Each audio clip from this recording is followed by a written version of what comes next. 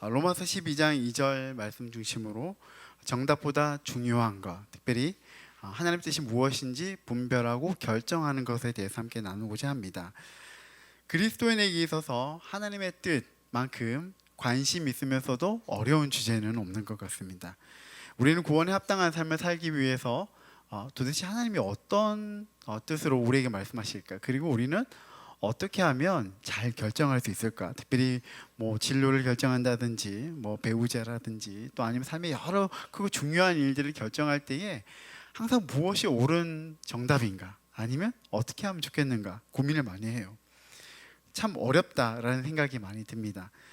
저희 20대 신앙생활을 좀 돌이켜보면 그 당시에 가장 큰 관심사는 어떻게 하나님의 뜻을 알 수 있는가였습니다. 제가 있던 그 선교단체에서는 예배, 선교의 소명이 아주 중요했는데요. 그러면서도 이 소명과 또 비전을 위해서 어떻게 하나님 뜻을 알아가는가, 이게 늘 관심사였거든요. 경험적으로는 이렇게 하면 하나님 뜻이구나 늘 생각하고 또 함께 결정하고 또 그렇게 신앙생활하기도 하고 살아가요. 그런데 신학을 배우면서 또 보면은 또 신학에서 말씀하고 있는 하나님의 뜻 또는 계시적인 측면을 보게 되면 뭔가 이 방식이 좀 충돌이 일어나나? 아니면 좀 다른 것 같은데 라는 생각도 많이 들었습니다. 그래서 이론과 실제가 다른 것 같아서 많이 찾아보고 고민하고 공부했던 것 같습니다. 세월이 흘렀습니다. 그러면 지금은 제가 하나님 뜻을 잘 안다고 말할 수 있을까요? 네, 그럼 너무 좋겠는데 그렇지는 않은 것 같아요. 제가 사람의 마음조차도 잘 헤아리지 못하는데 하물며 창조주 하나님의 마음을 어떻게 잘 알겠습니까? 하지만 분명한 것은 끊임없이 멈추지 않고 계속 묵상하고 또 그분의 생각을 배우고 알아가는 것은 중요한 것 같습니다. 그리고 그분의 뜻 안에서 저의 인생을 바라보고 또 저의 인생을 살아가는 것이 중요한 것 같습니다. 오늘 우리가 함께 읽었던 본문 말씀 볼까요? 로마서 12장 2절. 여기에 보게 되면 우리에게 끝에 어떻게 말하고 있죠? 제일 끝에 분별하도록 하라, 이렇게 말합니다. 분별하도록 하라. 이 분별은 단순히 옳고 그름의 이분법을 뛰어넘어서 무엇이 하나님 보시기에 선한지 또 하나님 기뻐하시는 온전한 뜻인지를 생각하고 잘 분별해라, 이렇게 말하잖아요. 언제요? 우리의 일상에서 중요한 소명이나 직장을 정하는 일, 삶의 모든 중요한 그 결정하는 순간에 이렇게 하라는 거예요. 오늘 주제 설교의 배경에 해당하는 책은 이 책입니다. 데이비드 고든의 그리스도인답게 결정하기라는 책이에요. 이 책의 부제는 성경적 의사결정을 위한 5가지 모델인데요. 원제는 더 좋은 선택, 그러니까 choose better인데 더 좋은 선택을 하라는 것입니다. 이 책의 핵심 내용을 중심으로 오늘 우리에게 주신 하나님의 말씀으로 또 풀어서 나누고자 합니다. 이 책에는 성경적인 의사결정을 위한 기준으로 5가지의 모델을 제시하고 있습니다. 그러니까 책 안에 5가지의 모델이 있다라는 건데요. 첫 번째 먼저 한번 읽어볼까요? 하나님의 형상 모델. 여기 핵심 질문 이것입니다. 다음. 빠져있네요. 네, 핵심 질문 이거 다시 읽어보겠습니다. 시작. 이 결정이 하나님을 본받거나 그분의 형상을 반영하는 인간적인 특성들을 개발하는 데 도움이 되는가? 이 모델의 근간이 되는 사실은 첫째는 오직 사람만이 하나님의 형상대로 창조되었다라는 것입니다. 두 번째는 오직 인간만 하나님을 닮도록 명령받았다라는 것입니다. 창세기 1장 26에서 27절을 보게 되면 이렇게 말합니다. 하나님이 이르시되 우리의 형상을 따라 우리의 모양대로 우리가 사람을 만들고, 잘하는 말씀이죠. 사람은 하나님의 형상에 따라서 지음을 받았습니다. 근데 여기에 보게 되면 이렇게 한 번만 딱 나오는 것이 아니라 이 구절 안에서도 4번이나 반복이 돼요. 인간은 그분의 형상과 모양대로 지음을 받았다. 네. 그리고 두 번째는 비슷한 맥락에서 인간은 하나님의 성품 그리고 하나님의 그 성품을 닮아서 행동하거나 또 그렇게 되어야 한다고 말하는 거예요. 벤자민 워필드라는 신학자는 이렇게 말합니다. 이 빌립보서 2장을 주해한 그 책에서 이렇게 말하는 건데요. 우리의 본문은 그리스도를 우리의 본보기로 삼으라는 부르심에 있어 독특한 것이 아니다. 내가 그리스도를 본받은 것 같이 너희도 나를 본받으라는 바울의 권면은 오히려 바울의 윤리적 가르침 전체의 핵심이다. 그러니까 바울이 빌립보스 2장에서 말하는 것의 기준은 뭐냐면, 내가 주님을 본받고 있는데 여러분들도 주님을 본받으십시오. 이것이 주님의 명령이고 우리의 신앙에서 중요한 것이다. 이렇게 말하고 있는 거예요. 사람은 모방을 통해서 배웁니다. 가장 학문적이고 사색적인 사람도 비판적인 사고보다는 모방을 통해서 훨씬 많은 것들을 배우고, 이 모방을 통해서 알고 난 뒤에 그 다음에 또 새로운 창조가 나오는 것이죠. 요한 역시 인간은 본질적으로 모방하는 존재라는 것을 이렇게 말하고 있습니다. 요한 3서 1장 11절인데요. 다 같이 한번 읽어보실까요? 시작. 사랑하는 자여, 악한 것을 본받지 말고 선한 것을 본받으라. 선을 행하는 자는 하나님께 속하고 악을 행하는 자는 하나님을 배우지 못하였느니라. 우리가 악한 것을 본받지 않고 선한 것을 본받아야 되는데, 이것은 기본적으로 하나님의 형상으로 지음받은 사람이 당연히 해야 되는 것이다. 이렇게 말하는 거예요. 우리는 하나님의 형상, 그러니까 임하고 대인데요, 하나님의 형상대로 지음받았다는 이 사실은 우리가 하나님을 어떤 존재? 모방하는 존재로 지음을 받았다. 이것을 의미하고 있습니다. 그러니까 이 첫 번째 하나님 형상의 모델은요, 어떤 결정 앞에서 우리가 이런 질문을 해볼 수 있습니다. 두 가지를 여러 가지가 있겠지만 크게 보면 이런 거예요.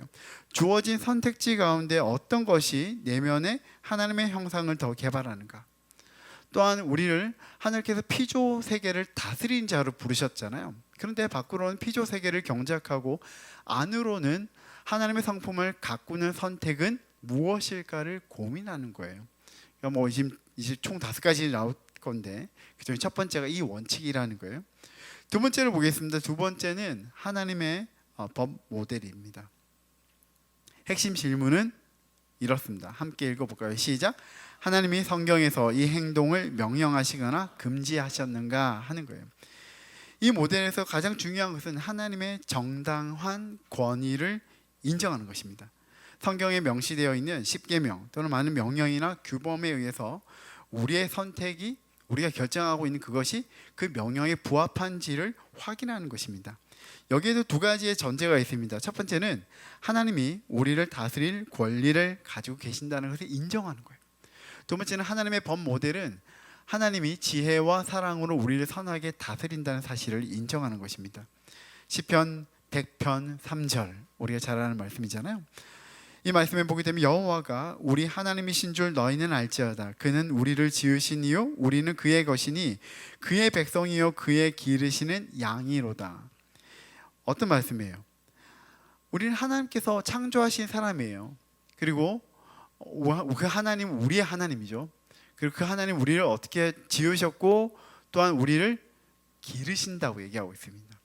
하나님 우리를 양육하시고 세우시는 거예요. 그리고 마지막 예수님을 통해서 우리를 구속하시는 분이잖아요.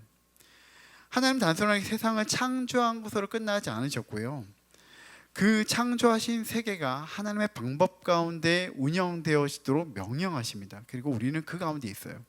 우리는 하나님께서 기르시는 존재이고, 그래서 우리는 동일하게 하나님의 그 창조 명령 가운데 살아가야 되는 것입니다. 또한 우리가 살고 있는 이 생태계, 또한 자연, 문화가 하나님의 방식대로 살아가도록 우리가 이끄는 존재로 부름을 받았다라는 것입니다. 하나님은 모든 윤리적 해답을 시행착오를 하게 되면서 스스로 무엇이 옳은지를 발견하도록 내버려 두진 않으셨습니다. 물론 그런 부분도 있겠죠.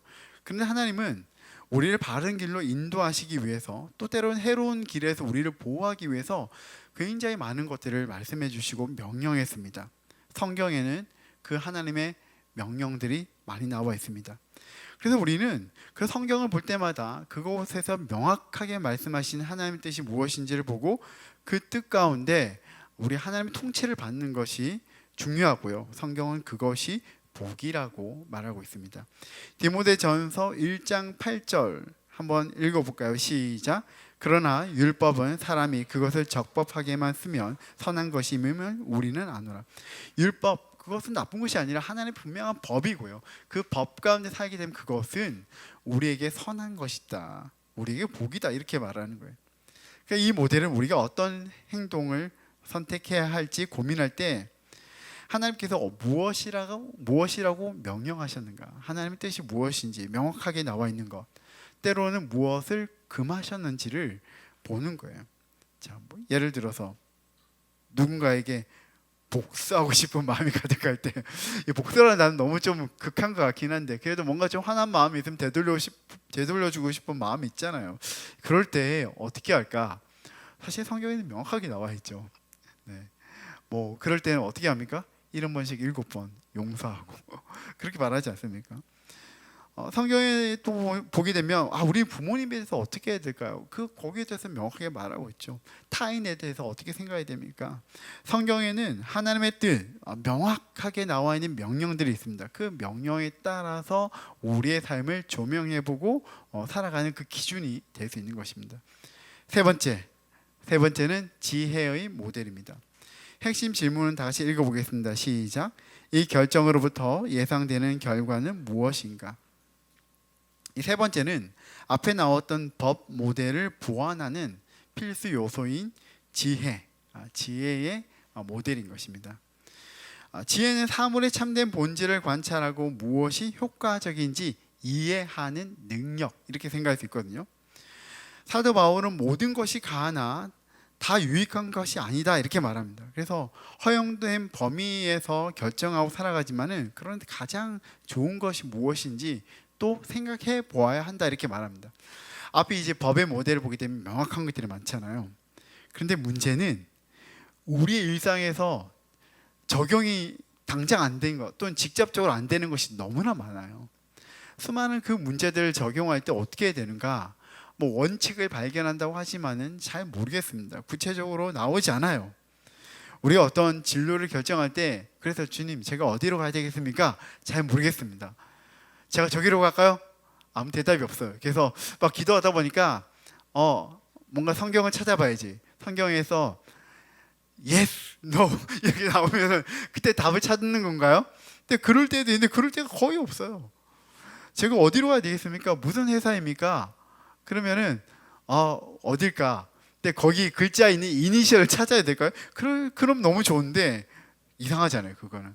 그러니까 그런 데는 지혜가 많이 필요한 것이죠. 특별히 성경에는 디지털 기술에 대한 사용 지침이 없습니다. 거기 뭔가 와가지고 막 억지로 얘기한다면 그건 문제예요.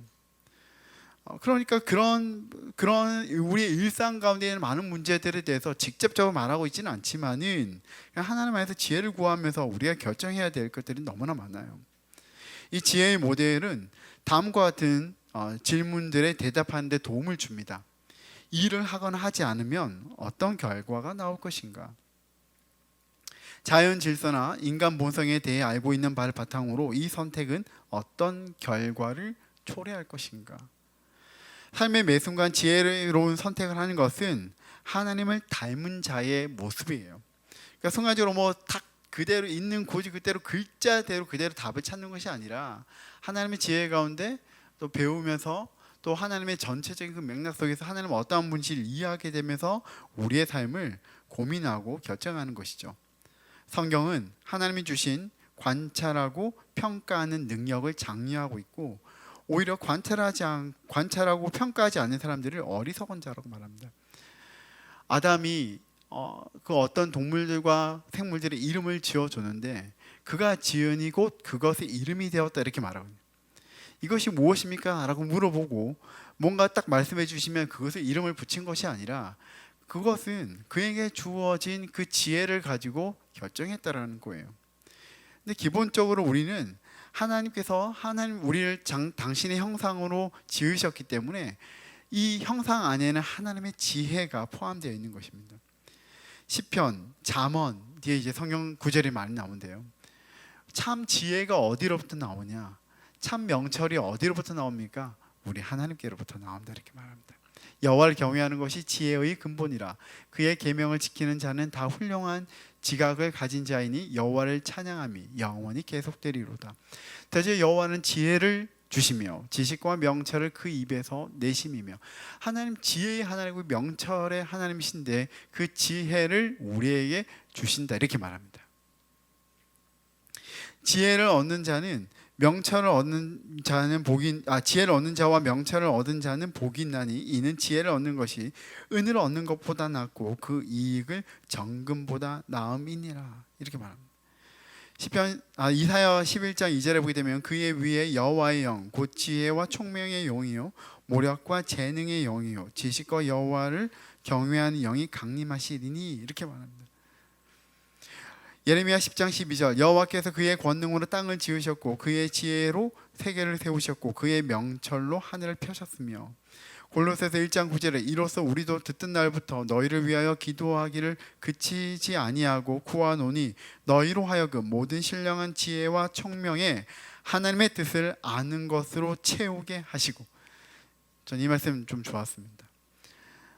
하나님께서 주시는 그 지혜와 총명 가운데 하나님 뜻이 무엇인지를 분별한다라는 거예요. 하나님의 그 법, 앞에 있던 하나님의 법 모델과 비교해 본다면 지혜 모델은 어떤 것들이 어떤 사람에게는 적절한 행위가 될 수 있지만은 또 다른 사람에게 다 적용이 안 되는 것들이 있거든요. 예를 들어서 하나님 명령 가운데 우리가 묵상하면서 금식하고 우리의 죄를 아파하고 야 그래야 되는구나 그렇게 말할 수도 있지만은 그래서 그 금식하며 기도하는 것이 우리의 믿음의 훈련에서 되게 유익한 것은 맞지만은 그러지 못한 사람도 있잖아요. 금식하며 몸이 아프거나 또 힘들거나 또 어떤 몸 안에 있는 여러 가지 건강의 문제를 하지 못하는 사람에게 무조건 똑같이 적용할 수는 없다라는 거예요. 하나님의 법이라고 해서 모든 사람이 적용할 수 없는 것입니다. 거기에는 또 지혜가 필요한 거예요. 그러니까 하나님의 말씀에 적용하는 것이 절대적이긴 하지만 또 인류적이지도 않아요. 그 상황 속에서 하나님의 그 뜻과 상황 사이에서 고민하고 또 잘 적응하는 것이 중요한 것 같습니다. 헨리 나우엔의 분별력이라는 책이 있어요. 이 분별력이라는 책에 보게 되면 한마디로 얘기하는 이 분별력 뭐냐면 또 다른 말로 통찰력입니다. 통찰력. 하나님 뜻을 알고 그 하나님 뜻에 따라서 내 삶을 보는 거예요. 이 적용이 필요한 거죠. 하나님 뜻인데 그 뜻에 따라서 내 삶을 보게 되면서 어떻게 하는 것이 하나님 뜻인지를 생각하고 그래서 오늘을 살아가는 2026년 오늘 5월 마지막 주인데 또 2026년 5월에 이 현재를 살아가면서 나의 삶 속에서 어떻게 풀어낼지 그것을 알아내는 그러니까 행함으로 가기 전에 그 중간에 하나님 뜻을 내 삶을 적용하는 이 단계를 통찰력을 가지는 것이다 이렇게 말하고 또는 분별력을 가진다고 말합니다. 이것이 지혜이죠. 네 번째는 하나님과의 교제 모델이에요. 이런 질문이 있습니다. 다 같이 한번 읽어볼까요? 이 결정이 하나님과의 관계를 깊게 하는가 아니면 방해하는가? 결정 자체가 하나님과의 소통과 교제를 촉진하는 것인지 아니면은 하나님으로부터 멀어지게 만드는 것인지를 하나님과의 관계 중심적으로 고민하는 거예요. 로마서 14장 7절과 8절 말씀인데요. 우리 중에 누구든지 자기를 위하여 사는 자가 없고 자기를 위하여 죽는 자도 없도다. 우리가 살아도 주를 위하여 살고 죽어도 주를 위하여 죽나니 그러므로 사나 죽으나 우리가 다 주의 것이로다. 네. 하나님과의 이 교제 모델 이 안에는요.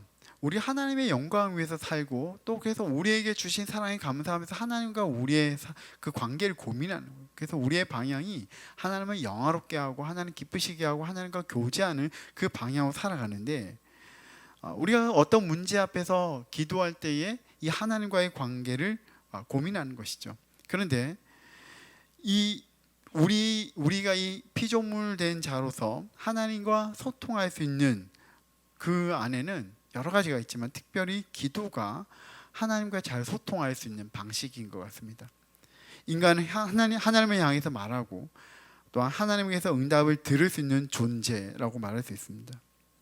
기도는 하나님과의 가장 좋은 소통 또는 교제의 방법입니다. 그래서 사람들이 뭐라고 말하죠? 기도가 무엇입니까? 라고 물어본다면 기도는 하나님과의 대화다 이렇게 말하지 않습니까? 기도는 필요한 순간 그런 시기에만 하는 것이 아니라 삶 자체가 바로 기도죠. 그리고 하나님과의 교제입니다.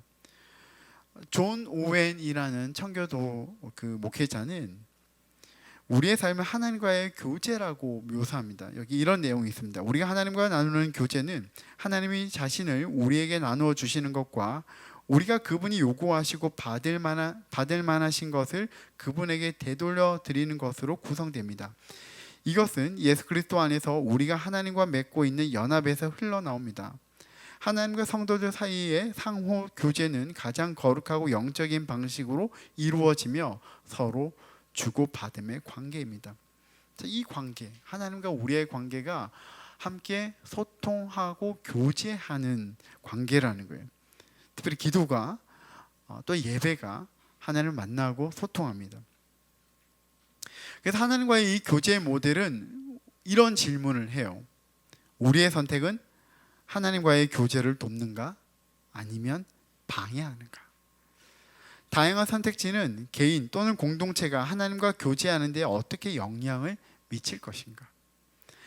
과거에 하나님과 교제를 나눈 것을 증진했던 관행, 환경, 관계, 활동 등을 고려할 때 현재 고려 중인 결정은 그러한 교제에 어떤 영향을 미칠 것인가? 인간 본성과 우리의 구체적인 본성에 대해 알고 있는 내용을 고려할 때 이 결정은 교제를 증진할 것인가 아니면 저해할 것인가? 예를 들어볼게요.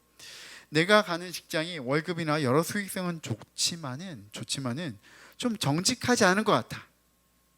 아니면 그곳의 문화를 살펴보니까 점점 내가 하나님과 관계가 어렵게 될 상황이에요. 어떻게 할 것인가?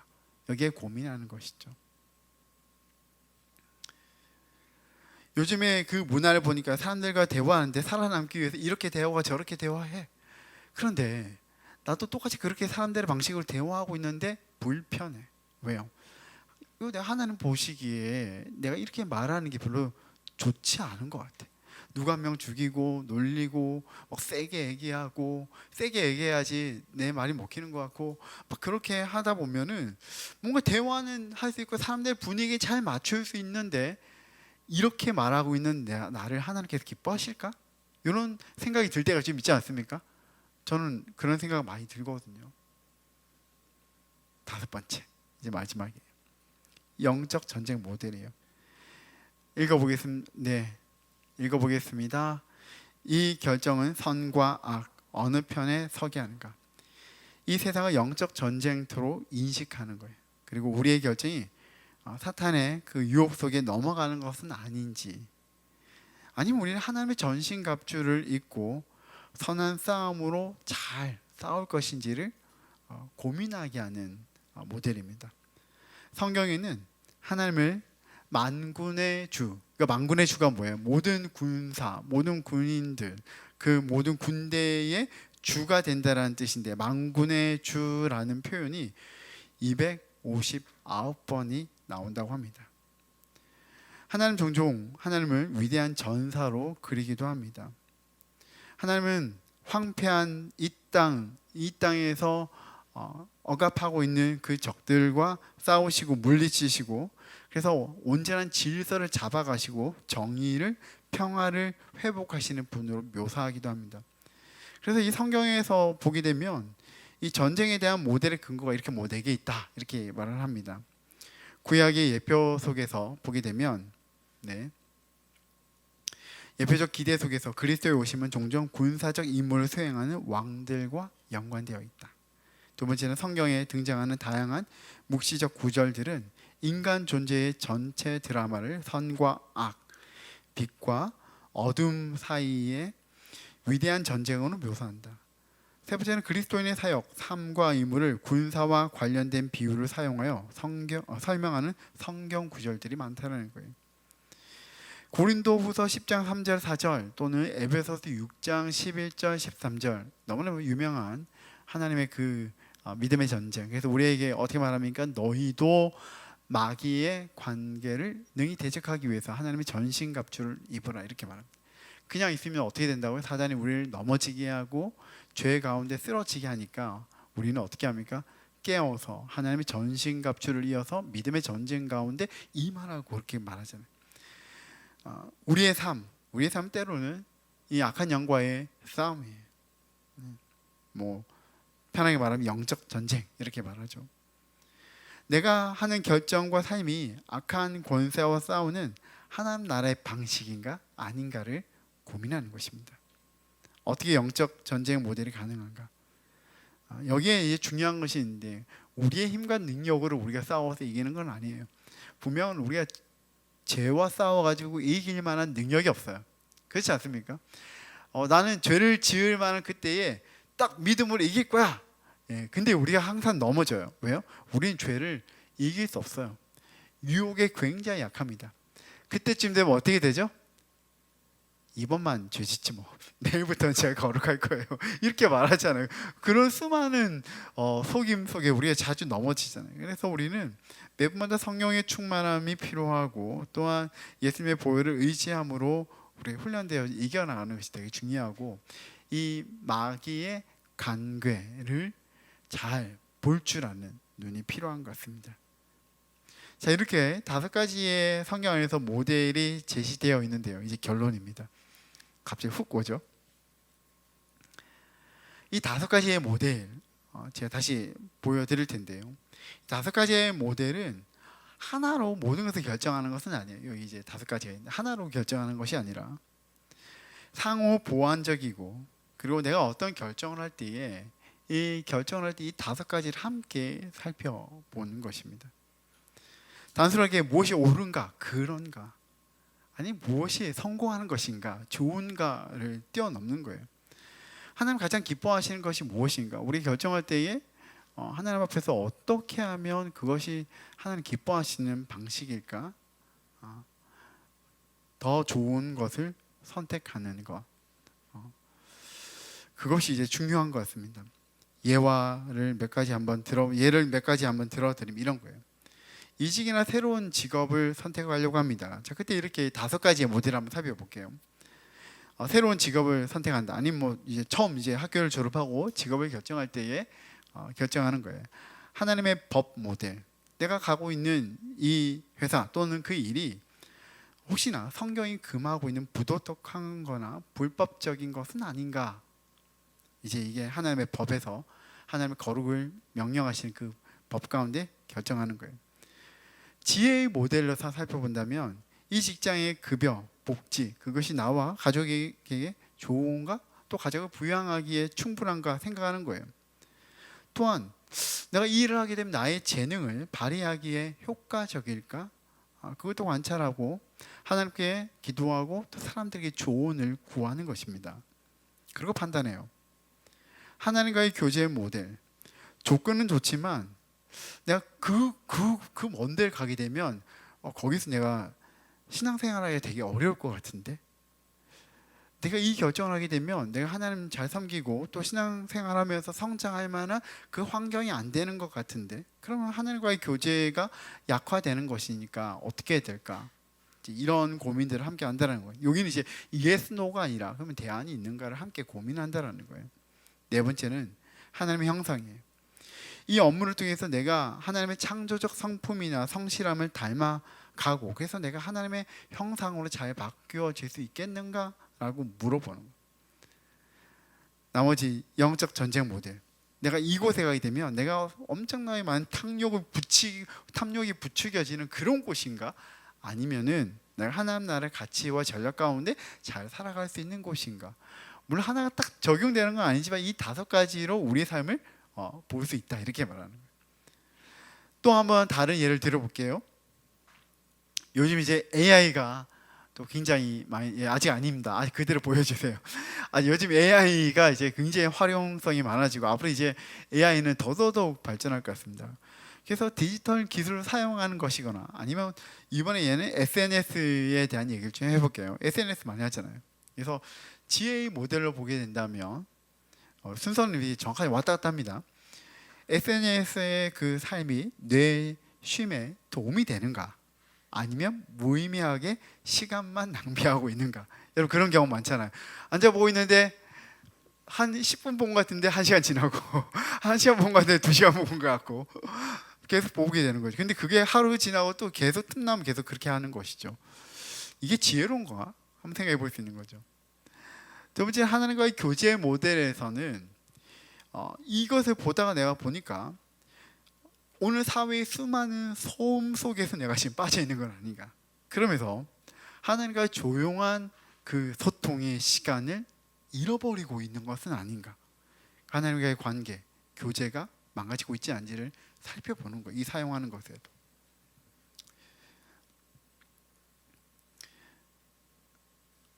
세 번째는 하나님의 법인데요. 이 온라인상에서 누군가를 비방하는 거짓된 정보를 퍼뜨린다. 뭐 그런 것들 자체가 또 있을 수 있잖아요. 뭐 많지는 않지만 하나님 법에서 살펴보는 거예요. 네 번째, 영적 전쟁의 모델인데요.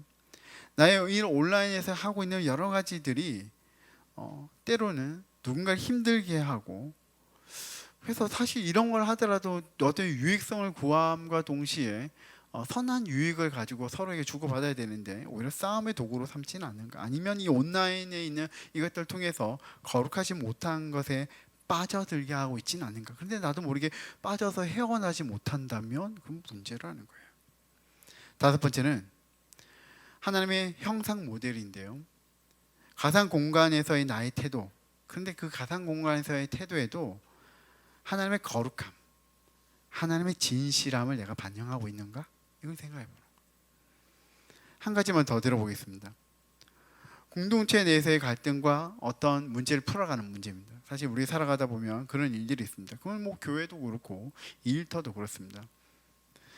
자, 그런데 그런 관계에서 문제가 생겼을 때에 대한 건데, 하나님의 법 모델, 하나님의 법 모델에서는 어떻게 말합니까? 원수를 사랑하고 용서하라. 그게 원칙이죠. 그래서 내가 그 명령에 순종할 것인가.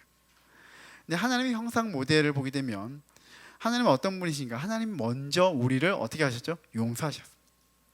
우리가 누구를 용서한 것처럼 다른 사람도 용서하게 해주십시오라는 이 주기도문의 기도. 근데 엄밀히 말하면 우리가 먼저 용서를 받았어요.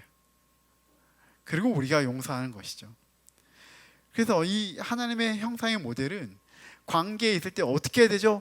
주님, 저 사람이 나를 용서하고 나에게 와서 악수하고 화해를 청하게 해주십시오. 그렇게 말할 수 있는데, 기도하다 보면은 하나님 먼저 나를 용서하셨다는 이 메시지가 확 들려오는 거예요.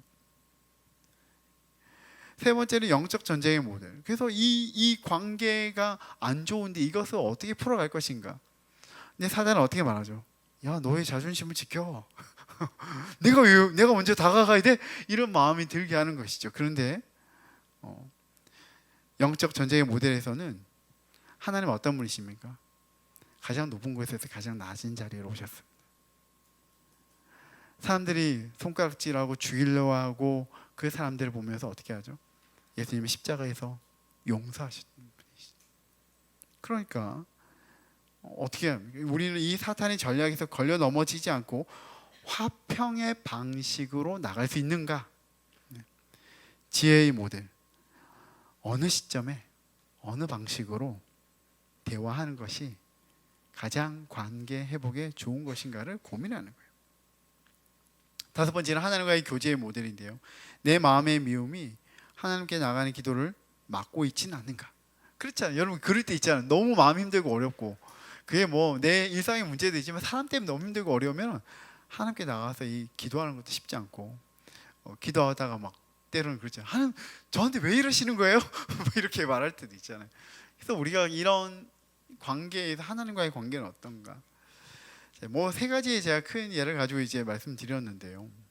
이런 각각의 모델은 상호 배타적인 아니 분리가 아니라 한 문제 속에서 이렇게 다양하게 생각해 볼 수 있다고 말씀드렸습니다. 이런 접근을 통해서 우리는 우리의 감정, 우리의 단순한 생각에 의해서 어떤 문제에 휘둘리지 아니하고 성경의 풍성한 가르침 속에서 우리는 분별하고 결정할 수 있는 것 같습니다. 사실 이 다섯 가지 모델을 가장 완전하게 보여주신 분이 예수님입니다. 예수님은 아버지의 뜻에 순종하셨습니다. 지혜롭게 말씀하시고 일하셨습니다. 아버지와 친밀한 교제를 하셨습니다. 하나님의 영상을 온전히 드러내셨습니다. 십자가에서 영적 전쟁의 승리를 이루셨습니다. 결국 성경적 의사결정의 목표는 정답을 찾아가는 것이 아니라 예수님을 닮아가는 거예요. 로마서 12장 2절 이 말씀, 하나님이 알려주시는 정답을 알라는 것이 아닙니다. 로마서 12장 2절에 보게 되면 그 앞에 1절이 무엇입니까? 너희는 영적인 예배, 진정 영적인 예배를 드리는데 그것은 거룩한 산 제물이 되는 것이다 말하면서 그 다음에 어떻게 말하죠? 구체적인 방식에서는 하나님의 기뻐하시고 선하시고 온전한 뜻이 무엇인지 분별하라 이렇게 말하잖아요. 근데 사람들은 여전히 기도하면서 정답을 요구할 때가 많습니다. 이겁니까 저겁니까? 또 많은 사람들이 예언을 받으러 갑니다. 예언을 받으러 가서 뭐 하죠? 아이들을 위해서 기도하고 예언하면 나중에 이 사람이 무엇이 되기를 될 것 같습니까? 근데 거기는 원하는 답이 좀 있어요. 사람들이 원하는 답이 있어요. 그걸 원해요. 로마서의 말씀 가운데 우리에게 말씀하시는 것은 두 가지가 있는데 먼저는 우리 변해야 된다.